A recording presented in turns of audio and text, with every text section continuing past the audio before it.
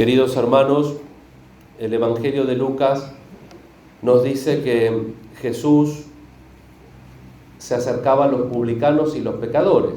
Los publicanos eran los cobradores de impuestos que cobraban excesivamente, porque los romanos cobraban el impuesto al principio del año y después se resarcían durante el año, y ustedes se imaginan cómo hacían. Si cobraban 100, sacaban 101.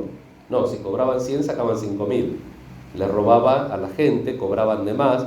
Entonces eran pecadores públicos. Eran personas que tenían mucho dinero, pero eran personas que por la sociedad religiosa del tiempo eran vistos con desprecio. Los pecadores, las prostitutas, ni les cuento. Y Jesús se acercaba a esta gente, y los fariseos y los escribas murmuraban: este hombre recibe a los pecadores y come con ellos, ¿cómo puede ser? Esto es el signo del particularismo que comentábamos del profeta Jonás. Jonás era particularista, había que ser de una determinada casta para poder recibir la fe, para poder vivir en la conversión. Y lo que Jesús quiere enseñar con esta parábola es precisamente que Dios está abierto a todos. No hay algo previo, sino que tenemos que tener el corazón abierto. Jonás tenía todo, era hebreo, era descendiente del pueblo elegido, era un profeta auténtico. Vieron que yo en la exposición tanto de la mañana como de la tarde insistí mucho que era un profeta auténtico, no era un trucho, y sin embargo está cerrado a lo que Dios pide. Y los otros que no eran buenos, que eran los marineros o los ninivitas, están abiertos a lo que Dios pide. Para nosotros recibir a Dios no necesitamos nada extra, no necesitamos nada exterior, no necesitamos títulos, credenciales, pertenencias. Para recibir a Dios lo que necesitamos es la apertura del corazón. Y les prometí que iba a ser breve.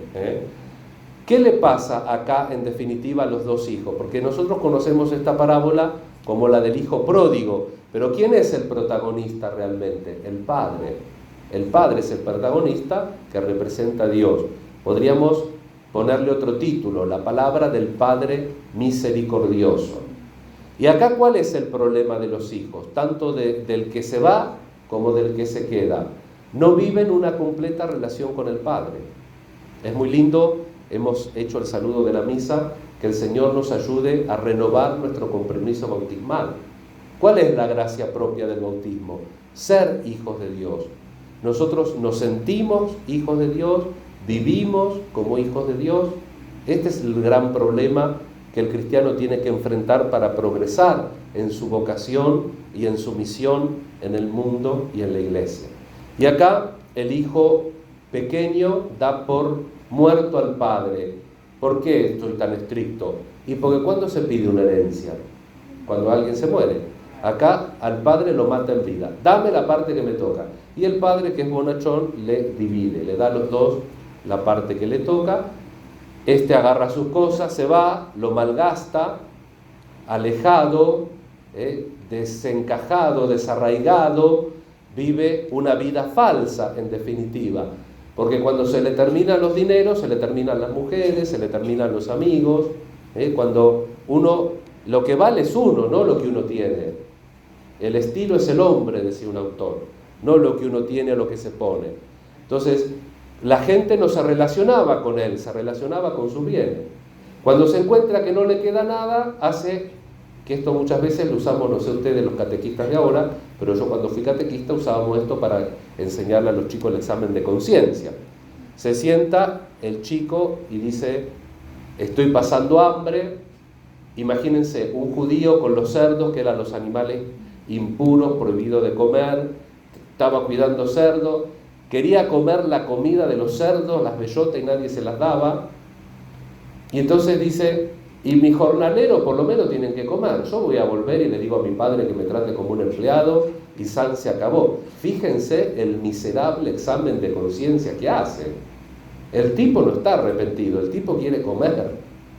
Esto se llama atrición, un arrepentimiento imperfecto. Yo me puedo arrepentir con contrición, realmente porque me pesa lo que hice, que Dios se merece mucho más y yo no le doy, o me puedo arrepentir mínimamente.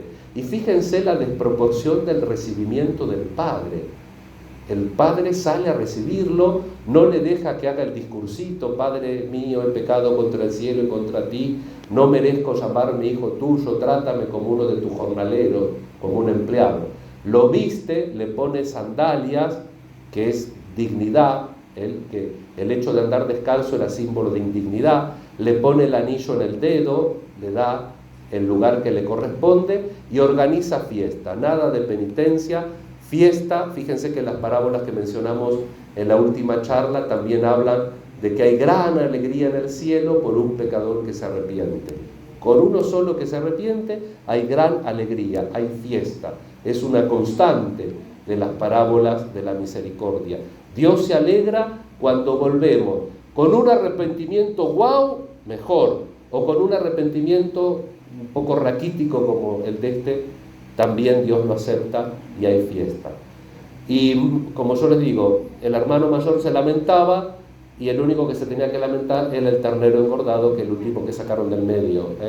Y el hermano se lamenta porque este que se gastó parte de nuestra herencia con todo, ahora el Padre lo recibe como un gran Señor.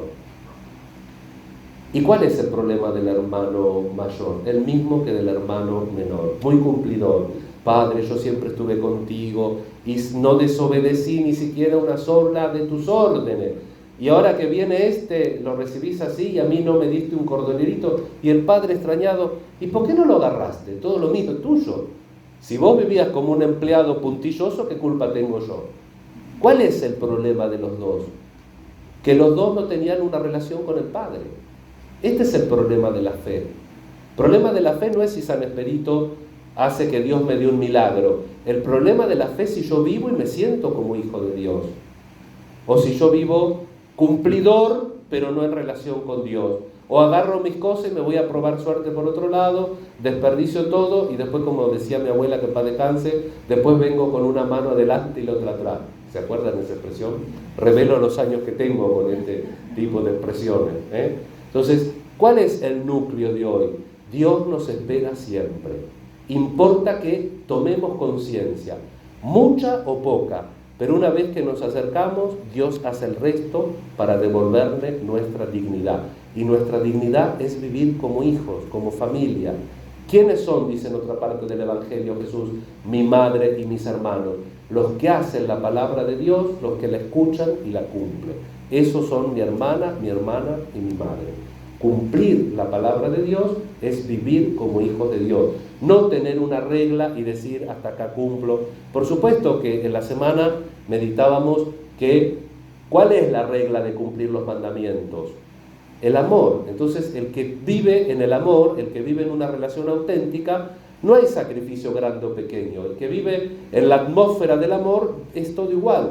Entonces uno no tiene problema. Voy a misa el domingo, ayudo al que puedo, porque Dios no me pide lo que no puedo.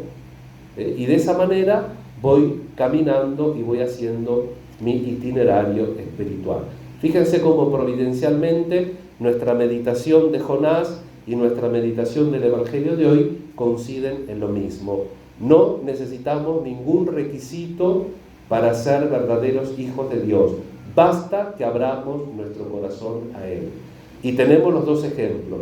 El que se fue, el que está lejos, y tenemos el ejemplo, el que aparentemente está, cumple todo, tiene todas las libretas firmadas y es excelente, pero tampoco en el fondo se relaciona con Dios como con un Padre. Y por eso todos nosotros podemos convertirnos y por eso todos nosotros podemos hacer un camino más profundo como hijos de Dios para vivir y sentirnos tales. Nos encomendamos a María nuestra Madre, a San Expedito y le pedimos los frutos de este ejercicio espiritual que hicimos y que se note también en nuestra familia, en nuestro trabajo, en nuestra comunidad. No que le digamos, sino que la gente diga, este es un poquito mejor.